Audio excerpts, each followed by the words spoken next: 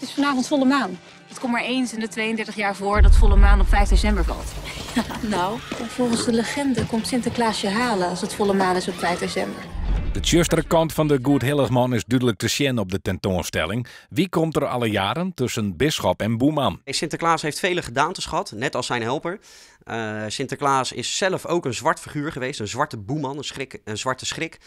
Toen noemden we het Zwarte Klazen. En dat heeft een hele tijd naast elkaar bestaan. Daarom heet de tentoonstelling ook Tussen Bisschop en Boeman. Kijk, pas je wel op voor wie je vanavond de deur open doet? Voor het weten is het een slechte heiligman. Op de tentoonstelling komt de Zwarte Pieter discussie ook aan bod. Al zo'n de jaren 30 binnen de tjinstanders van Zwarte Piet. Zelfs wil de organisatie net een standpunt innemen. Wij zijn historici, geen politici. Dus wij laten zien wat we vanuit wetenschappelijk oogpunt daarover kunnen vertellen. Hoe is die Piet nou ongeveer zo opgekomen in Nederland?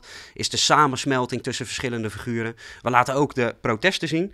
Maar we geven zeker geen antwoord op vragen of het nou wel of niet racistisch is. Vrienden hier wie de intocht in Maasluis en wie de tentoonstelling daar voor de eerste keer. Doe binnen er 2500 bezoekers op elkaar. En wij hopen ook wel door verschillende kanten te belichten dat mensen wat meer begrip voor elkaar krijgen. Zeker mensen die heel fel in die discussie zitten. Kom vooral hierheen en zie ook gewoon hoe leuk en interessant dat verhaal is. De tentoonstelling is te bezien in het oude bankgebouw onder Diek in het centrum van Dokkum. Ik had me toch een hele andere Sinterklaasavond voorgesteld.